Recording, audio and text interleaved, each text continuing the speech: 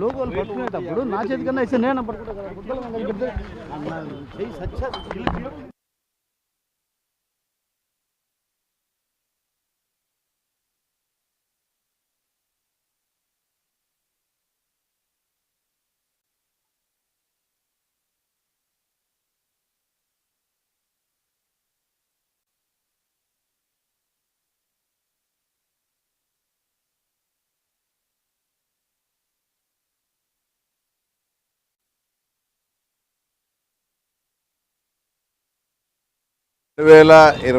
సంవత్సరం నవంబర్ 14 నుంచి 29 వరకు నేను జ్యుడిషియల్ రిమాండ్లో ఇక్కడ మీకు ఎదురుగా కనిపించే ఈ సెంట్రల్ జైల్లో నేను ఉండడం జరిగింది. అయితే నేను 29వ తేదీ నాకు బెయిల్ వచ్చి రిలీజ్ అయినాను. దానికి ఒక రోజు ముందు అంటే 28వ తేదీ ఏదైతే వివేకానంద రెడ్డి కేసులో ఇప్పుడు ముద్దాయిగా ఉన్న దేవిరెడ్డి శంకర్ రెడ్డి వాళ్ళ అబ్బాయి అయినటువంటి డాక్టర్ చైతన్య రెడ్డి తర్వాత ఇక్కడికి రావడం జరిగింది. ఆ రోజు నేను అదే టైంలో కూడా వివేకానంద రెడ్డి కేసులో ఎవరైతే అప్రూవర్గా మారి ఈ విషయాన్నంతా బాహ్య ప్రపంచానికి తెలిసేట్టుగా చేసినటువంటి వ్యక్తి దస్తగిరి కూడా ఇంకొక కేసులో ఇదే సెంట్రల్ జైల్లో ఉండడం జరిగింది. దస్తగిరి వచ్చేసి ఎస్ఎస్ఆర్ బ్లాక్లో ఉండడం, తర్వాత నేను స్వర్ణముఖి బ్లాక్లో ఉండడం. అంటే దస్తగిరి గారు ఉన్నటువంటి ఎస్ఎస్ఆర్ బ్లాక్ ఆపోజిట్ బ్లాక్లో, అంటే రోడ్డుకు రైట్ సైడ్ స్వర్ణముఖి బ్యారెక్లో నేను, రోడ్డుకు లెఫ్ట్ సైడ్ ఎస్ఎస్ఆర్ బ్యారెక్లో ఆయన ఉండడం జరిగింది. సుమారు ఆఫ్టర్నూన్ అంటే పర్టికులర్ టైం తెలియదు కానీ మధ్యాహ్నం ప్రాంతంలో చైతన్య రెడ్డి, అప్పుడు డాక్టర్గా పనిచేసిన స్వర్ణలత మేడం, ఇంకా మరికొందరు జైలు సిబ్బంది వాళ్ళు అటు రావడం నేను నా బ్యారక్ దగ్గర చూడడం జరిగింది. నేను చైతన్య రెడ్డి మాకు గతంలో మిత్రుడైనటువంటి శంకరెడ్డి వాళ్ళ అబ్బాయి కాబట్టి నేను చైతన్య రెడ్డిని గుర్తుపట్టడం, ఈయన ఎందుకు ఈ టైంలో వస్తున్నాడు అని అనుకోవడం జరిగింది. వాళ్ళు హాస్పిటల్ వైపు వెళ్ళి తర్వాత నేను ఆ చెట్టు కింద కూర్చొని పేపర్ చదువుతూ ఉండగా వాళ్ళు ఎదురుగా దస్తగిరి ఉండే బ్యారక్లో ఎస్ఎస్ఆర్ బ్యారక్లోకి చైతన్య రెడ్డి కూడా లోపలికి వెళ్ళడం ఆ రోజు నేను స్వయంగా చూడడం జరిగింది.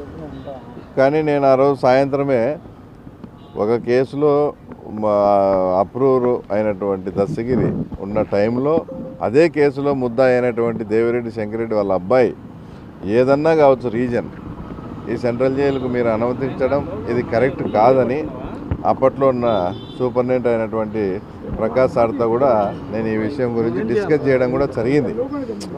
ఆల్రెడీ ఒక కేసులో ముద్దాయి అయినటువంటి వాళ్ళ అబ్బాయిని డాక్టర్ మీద ఒక డాక్టర్ సాకుతో ఈ రకంగా పంపించడం.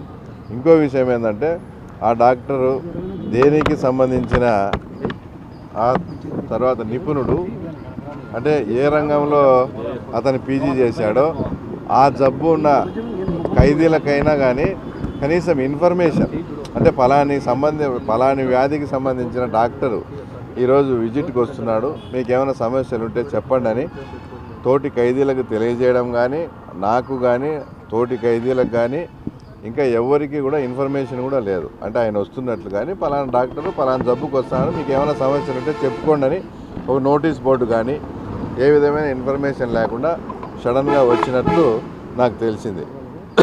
ఆ విషయమే నేను ఆయనతో కూడా మాట్లాడడం, తర్వాత ఆ సబ్జెక్టు ఇంకా అంతటితో నేను వదిలేయడం కూడా జరిగింది.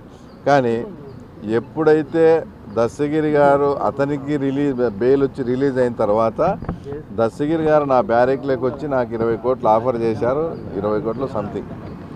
ఇంకా నన్ను ఒప్పుకోకుంటే మేము చెప్పినట్టు అనుకుంటే నిన్ను సంపుతామని బెదిరించారు అన్నప్పుడు నాకు ఇదంతా కూడా మళ్ళీ ఒకసారి రీకాల్ చేసుకొని ఓహో ఈ పని మీదన వాళ్ళు వచ్చింది అని నేను తర్వాత అనేక మీ ప్రెస్లో కానీ అనేక టీవీ డిబేట్స్లో కానీ దీని మీద మాట్లాడడం జరిగింది.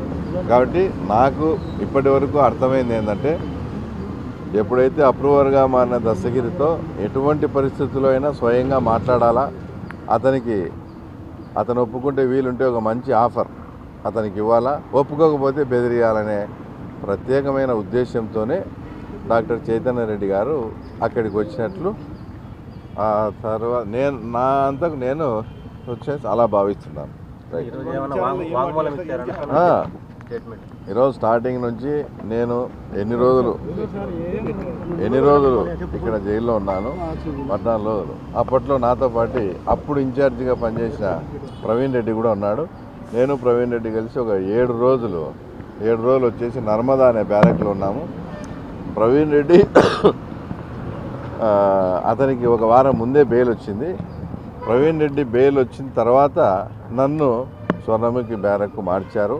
ఆ మార్చినప్పుడు 29 వరకు ఉన్నాను. 28వ తేదీ ఇదంతా రావడం జరిగింది. ఇదంతా ఎవ్రీథింగ్ వీడియో రికార్డింగ్లో వాళ్ళకుండే సీసీ ఫుటేజీలు కూడా చెక్ చేసుకుంటూ నేను చెప్పింది కరెక్టా కాదా అని నిర్ధారించుకుంటూ వాళ్ళు నాతో స్టేట్మెంట్ తీసుకొని సంతకం కూడా పెట్టించుకోవడం జరిగింది. అవి అంత దూరం నాకు తెలియదు. ఆ రోజు వాళ్ళు అధికారంలో ఉన్నారు కాబట్టి చైతన్య రెడ్డి వచ్చిపోయినాడా లేదా అని సీసీ ఫుటేజ్లు కూడా మాయం చేసే ప్రయత్నాలు అన్నీ జరిగినచ్చు. కానీ అప్పుడు అక్కడ ఫిజికల్గా ఎవరైతే మేమున్నామో మేము ఇచ్చే స్టేట్మెంట్ అయితే కాదనలేరు కదా. మేము ఉన్నాము, మా తోటి ఖైదీలు ఉన్నారు, వాళ్ళని చెప్తారు. ఇంకోటి ఏదేమైనప్పటికీ ఆ రోజు చైతన్య రెడ్డి గారు రావడం అయితే వాస్తవం. ఇదే అంశం పైన నా తర్వాత అయితే నేను నా స్టేట్మెంట్ ఇచ్చిన తర్వాత బయటకు వచ్చిన తర్వాత దస్తగిరి కనపడినాడు. దస్తగిరితో కూడా స్టేట్మెంట్ తీసుకుంటా ఉన్నట్లు నాకు అనిపించింది. అలాంటిది ఏం జరగలేదు. అసలు ఆ జైలు సిబ్బంది కూడా ప్రకాష్ గారు కానీ ఇంకారు కానీ ఇప్పుడు ఇక్కడ లేరు, ఆల్రెడీ ట్రాన్స్ఫర్ చేపినారు. టోటల్గా నా స్టేట్మెంట్ చెప్పింది వాళ్ళు రాసుకోవడము అంతా కూడా 30 to 40 minutes పట్టింది.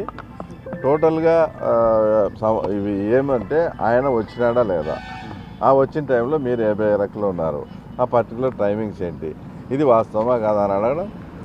నాకేం తెలిసిందో అదంతా వాస్తవంగా మనకు ఆ రోజు తెలిసింది. తర్వాత జరిగిన డిస్కషన్స్.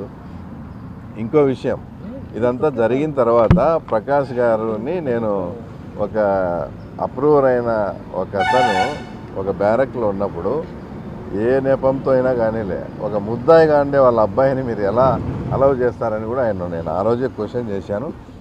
ఆయన ఇంత దూరము ఆలోచిస్తారా సార్, ఇంత దూరం జరుగుతుంది అన్నారు. నేను ఆ రోజే ఆయనకు ఫ్యూచర్లో ఇది కొంచెం ప్రాబ్లం అవుతుంది కూడా, మీకు ఇట్లా అలౌ చేయకూడదు సార్, మీరు మళ్ళీ ఎవరు ఐడియా ఇచ్చారని చెప్పినాము. ఆ రోజు ఆయన ఇంత దూరం ఆలోచించలేదు, ఇంత దూరం అవుతుందా, నేను రొటీన్గా ఏదో తోటి ఖైదీల దృష్ట్యా వాళ్ళ ఆరోగ్యం దృష్ట్యా ఆయన అనుమతించానే, ఇంత దూరం నాకు తెలియదని ఆ రోజు ఆయన చెప్పడం కూడా జరిగింది. ప్రతి ఒక్కరూ తప్పనిసరిగా యూట్యూబ్లోకి వెళ్ళి కడప వార్తను లైక్ చేయండి, సబ్స్క్రైబ్ చేయండి. ఇట్లు మీ జి రమణయ్య, ఎడిటర్, కడప వార్త.